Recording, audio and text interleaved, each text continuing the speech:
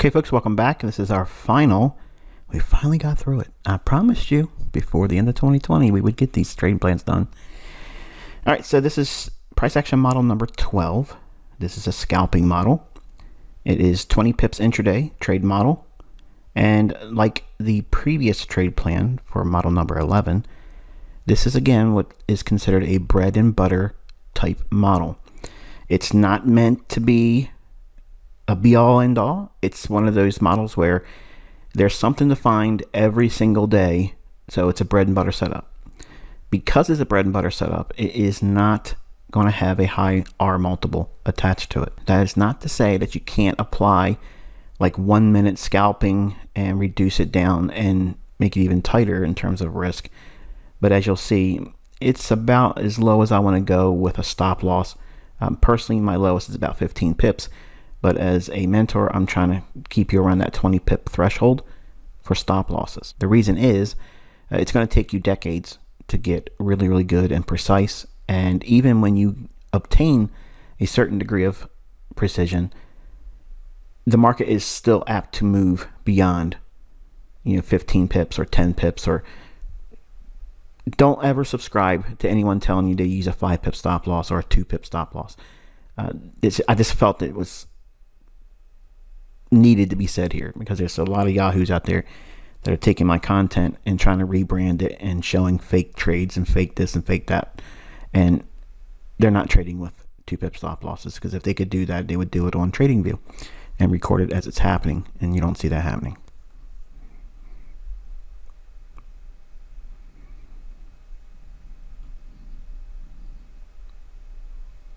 All right, again, it's the ICT price action model number 12. It is a 20 pip per trade plan, and it's anchored on an intraday scalping model.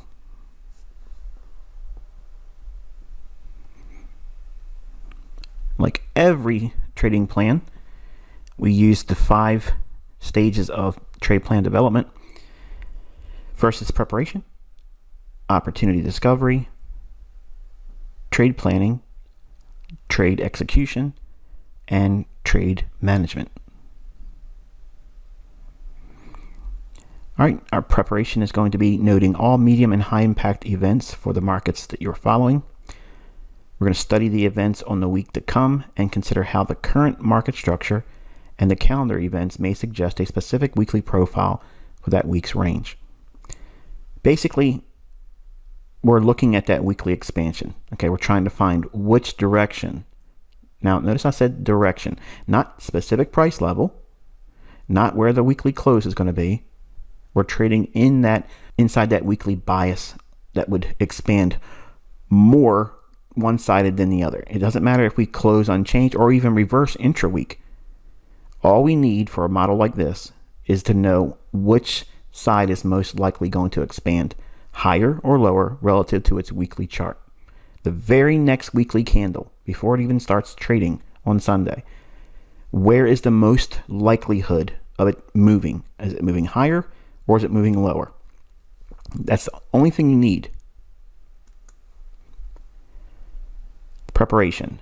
We're going to be determining the IPTA data range of the last 20 trading days. Now, we're not needing or requiring 40 or 60 day look back, only the last 20 trading days. And again, we do not count Sundays. We're going to be noting the highest high and the lowest low in the past 20 trading days. This is your current dealing range. Inside this dealing range, we will look for the next draw on liquidity. Where is price likely to trade to next? Below which old low? Above which old high? We look for a PD array in the direction of the weekly range bias. That's what I just mentioned before going into the preparation stage of this trade plan. In other words, we're looking for most likelihood in terms of it moving and expanding on that weekly candle that's just opened on the next Sunday to come. Is it more likely to trade higher or lower? This is what we'll be using, and we're going to be targeting external range liquidity. We anticipate price to move to an order block that has a fair value gap with it. That would support our weekly bias on a day and news release found on the economic calendar for the current or next trading week. This volatility injection is what we wait for. This would be a run based on a low resistance liquidity run condition. Opportunity discovery. We look for 20 pip ranges on a 15-minute chart that would enable a run to buy side liquidity when bullish institutional order flow is present, or target the sell side liquidity when bearish institutional order flow is present. As you can see here, this is a 15-minute time frame, and the idea is we're going to be targeting external range liquidity using the kill zones and, again, fair value gap with order block. And on a 5-minute chart, it would look like this. You have your order block, fair value gap, New York session, and running to that 15-minute old high for external range liquidity. Trade planning. When the market is poised to decline, we want to look for a convergence of both manipulation and price opposite to our trade bias at a time the economic calendar suggests a volatility injection will likely unfold. We will short 15-minute premium fair value gaps with bearish order blocks. When the market is poised to rally, we want to look for a convergence of both manipulation and price opposite to our trade bias at a time the economic calendar suggests a volatility injection will likely unfold. We will buy 15-minute discount fair value gaps plus bullish order block setups. So in other words, the order block that we're utilizing, it can occur or form outside the kill zone, but the return to the order block must be inside the kill zone of either New York or London. Okay, let me say that again. The order block can reside or be formed during the time of day that is not classically defined as an ICT kill zone. So in other words, it could be forming between 5 o'clock in the morning and 7 o'clock in the morning New York time. So that would be like in our quiet time, London lunch or something like that. We're not anticipating a lot there, but we still refer to the price action between those 2 hours, 5 o'clock and 7 o'clock. So while that is relatively quiet to us, we can refer to order blocks that exist there. Same way during the time that creates the central bank dealers range. That is not a time when we actually try to trade, but we can refer to blocks that occur or fair value gaps that occur during that time. It's not always the case that it forms, but I'm just throwing this in here as another point of reference. But the return to the fair value gap and the order block, both bearish or bullish relative to our bullish or bearish consideration using this trade plan, the return to the order block and fair value gap, that absolutely must be during an ICT kill zone. Otherwise, it's not a viable trade. Trade executions. When we are bearish, we will anticipate a 5-minute premium fair value gap coupled with a bearish order block to form on a 15-minute retracement higher. Now, before I go any further, the stage on this is based on that 15-minute time frame. That's your stage. The setup forms on the 5-minute chart, and it must occur during London Open and or New York Open kill zones. When we are bullish, we will anticipate a 5-minute discount fair value gap plus bullish order block to form on a 15-minute retracement lower during London Open and or New York Open kill zones. Short trade management. When we are entering a short, we will place a sell limit order. We will execute with our demo account. We will use the institutional order flow entry drill minus 5 pips as our entry price when using the sell limit order.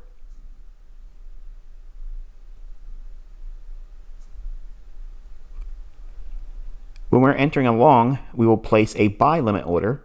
We will execute with our demo account. We will use the institutional order flow entry drill plus 5 pips as our entry price when using the buy limit order. Again, the orders are placed relative to a 5-minute chart. So your institutional order flow entry drill price level is going to be derived from the 5-minute. When we're entering a short, we will place a sell limit order to take 20 pips as our objective on a single position. If you capture a 20 pip objective, close the order via a buy limit order and wait for another opportunity.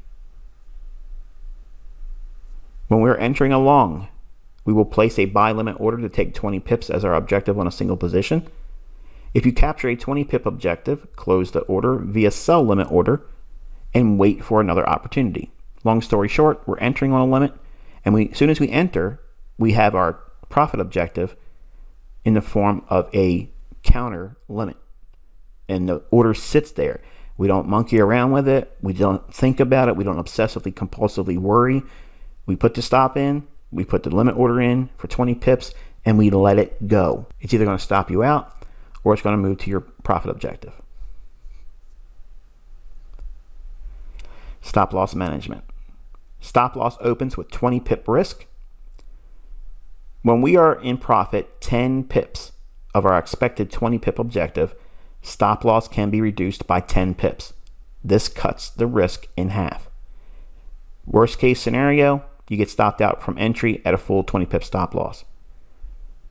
A better scenario is, as you start moving towards your 20 pip objective, if you get 10 pips locked in, you can reduce your stop loss by 10 pips. So if you do see a return on your stop, you're only going to get knocked off with half of what your initial risk was. So you want to be a little bit aggressive with this lower time frame scalping model, and this is one way you can do that. When we are in profit 15 pips of our expected 20 pip objective, stop loss can be reduced to break even. That's important. And I'll read it again. When we are in profit 15 pips of our expected 20 pip objective, stop loss can be reduced by break even. Now, why did I add this here? Well, I can tell you when I first started practicing and doing drills on 1 and 5 minute charts with a model that was very close to this one, it offered many times 12 to 15 pips, and I'd be expecting those 20, and then it would return on me, and I would get stopped out with a loss. So as you move towards 10 pips in profit, the 20 pip objective that you're waiting for and your limit order to take you out of the trade, you have reduced with the paragraph above stating that if you're in 10 pips profit, which is half of what you expect to make, then you reduce the stop loss by 10 pips. So that's better than taking a full stop.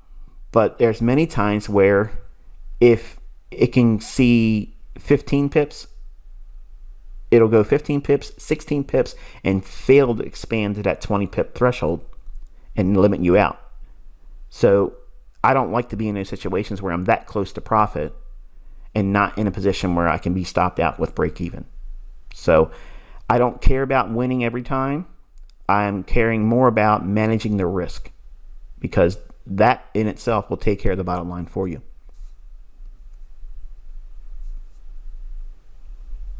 Money management. Position size calculation formula. Position size equals account equity times R% divided by stop loss in pips. Position size is the amount of leverage your trade or trades assume. Account equity is the total amount in your trading account. R% is the percent of risk you are willing to take on per trade. The difference between your entry price and your stop loss is the number of pips you will use to divide the result of equity times R%. All right, in our first example of our hypothetical account equity of 10,000 US dollars, risk per trade on this model is 1%, and or 10,000 times 1%, or 100 US dollars. Stop required for the trade is 20 pips. In micro lots, that means every 1K leverage is 10 cents per pip. Using a model like this with 20 pips as our go-to for our standard stop loss threshold, 20 pips at 10 cents equals 2S US dollars. $100, or 1% of 10,000, divided by those same $2 equals the leverage of 50 micro lots per trade, or 1% of the account equity. Always round down. In our next example, using mini lots, 10K leverage, or $1 per pip, everything remaining the same, hypothetical $10,000 in our equity, using a 1% risk or 100 US dollars with a stop required for the model at 20 pips. 20 pips at $1 gives us 20 US dollars. That 20 US dollars divided into 100 or 1% of 10,000 gives us the potential to trade with 5 mini lots per trade or 1% of the account equity. Again, always rounding down. And lastly, this model and the 20 pips and 1% risk does not allow us to trade with a standard lot, so it's not applicable here. If your demo account takes a loss on a trade and it is the full R% you assumed, drop the R% by 50%. And when the loss is recovered by 50%, you are permitted to return to the maximum R% per trade. If the reduced R% trade assumes a loss, reduce the R% by 50% until the previous trade loss is recovered by 50%. If you take a series of 5 winning trades in a row, drop your R% by 50%. You are likely to assume a loss eventually, and this will build in equity leveling and reduce the likelihood of a large drawdown. You want a smooth equity curve that slopes or stair steps higher, not erratic distribution with deep declines. Okay, folks. Start backtesting. Collect multiple sample sets with this trade plan. If you're unclear about some of the process, rewatch the lessons to this price action model. I will provide sample sets, but do not rely or wait for mine. Dig into your charts and study what was provided here. Good luck.